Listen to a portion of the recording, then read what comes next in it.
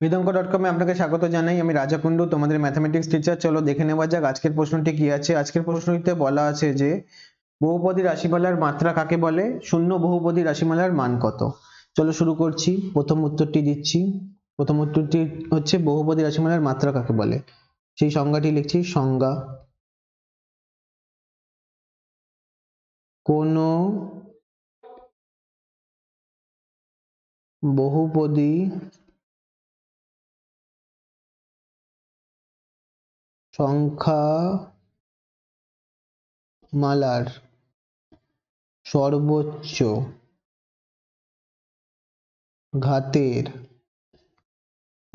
ঘাতের চলের সূচককে ওই বহুপদী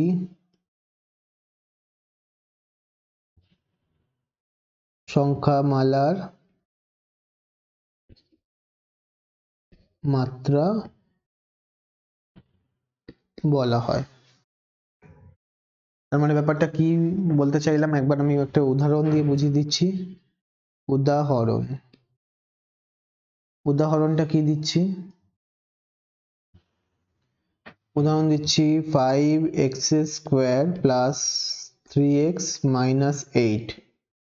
এই বহুপদী, এটি একটি বহুপদী রাশিমালা। এই বহুপদী রাশিমালার সর্বোচ্চ ঘাতের চলের সূচকের মান হলো 2। এখানে দেখে নাও, এখানে x আছে, এখানে x² আছে। x² হলো সর্বোচ্চ ঘাত। এই সর্বোচ্চ ঘাতের সূচকের মান কত আছে? সূচকের মান 2 আছে। তাহলে এই বহুপদী রাশিমালার ক্ষেত্রে সর্বোচ্চ ঘাতের চলের সূচকের মান 2। তাহলে আমরা বলতে পারি যে সুতরাং 5x² + 3x - 8 এই